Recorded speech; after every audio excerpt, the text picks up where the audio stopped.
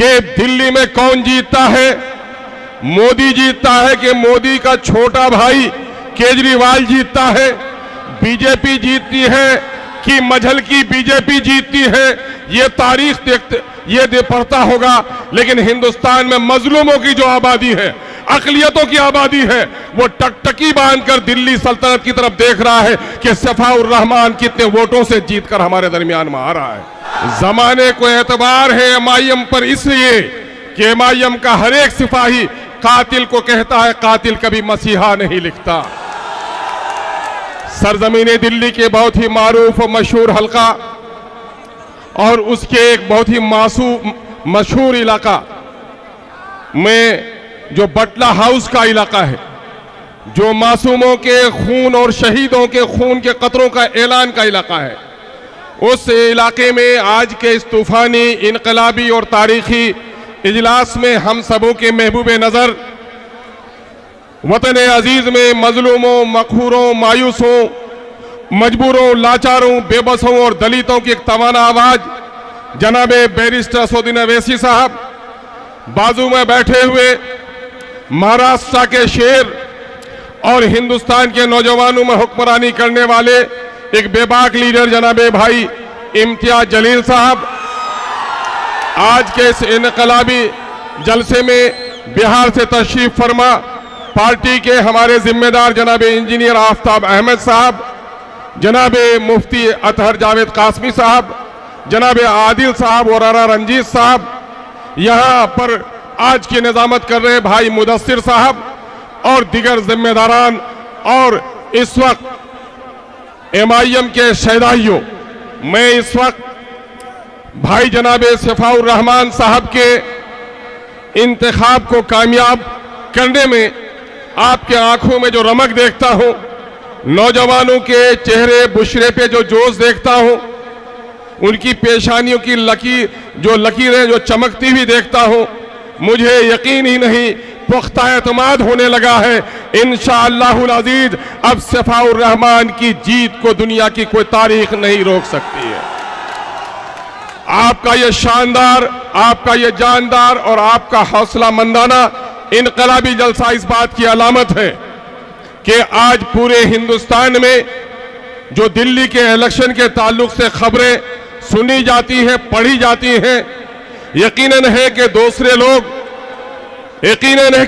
लोग ये देखेंगे कि दिल्ली में कौन जीतता है, मोदी जीतता है कि मोदी का छोटा भाई केजरीवाल जीतता है, बीजेपी जीतती है कि मजहल की बीजेपी जीतती है, ये तारीख देखते पढ़ता होगा।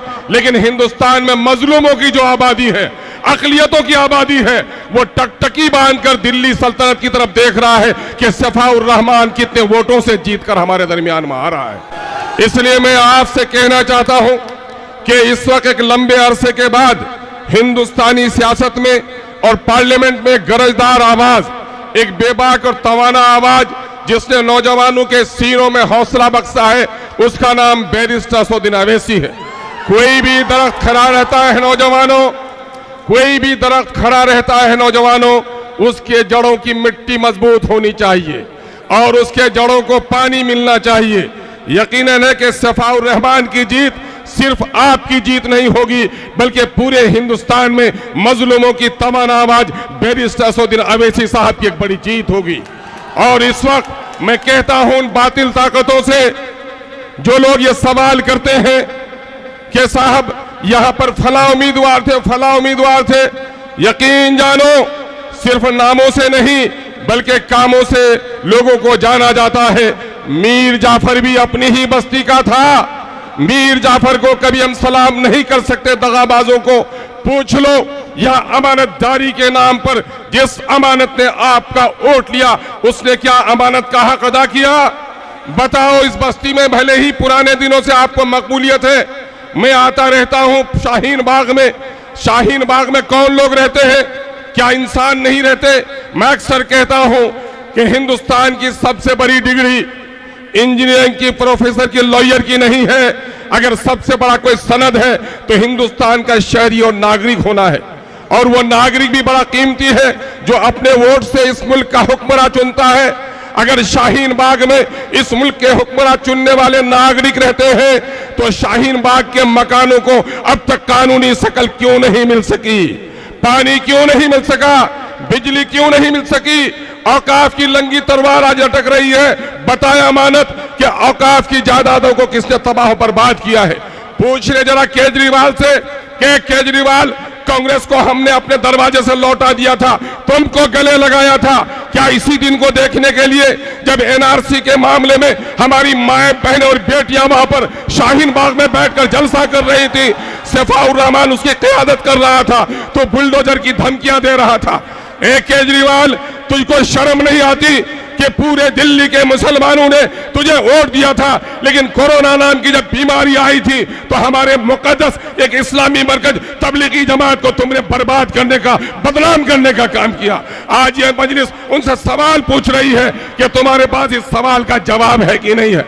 हम आपसे अर्ज करना चाहते हैं, नौजवानों में तुम्हारे जोश को देख रहा हूं, जोश में होश भी जरूरी है और यकीनन है तुम्हारी पेशानियों जो रमक देख रहा हूं वो एक बहुत ही पाकीजा और इनकलाबी तारीख लिखने जा रही है।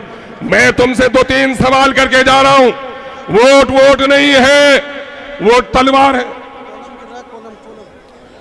कॉलम वहां पर डोल रहा है, जरा उसको संभालने का काम करें। देख रहे हैं वहां पर मेरे भाइयों, वोट वोट नहीं है। जमहूरियत में वोट की हैसियत तलवार की है। ये तलवार किसे देनी है? दगाबाजों को हमने दिया है, गर्दनें हमारी काटी गई हैं। अब हमने तय कर लिया है जो मेरे दर्द की आवाज बनेगा, मेरे वोट का वही हकदार बनेगा। इसलिए हमारा एक एक वोट एमआईएम के हक में जाएगा। और आज दूसरे लोग हमारे लोगों को बदनाम करने की कोशिश कर रहे हैं। नौजवानों, तुम्हें गौर करना पड़ेगा, तुम्हें अपनी तारीख लिखनी पड़ेगी।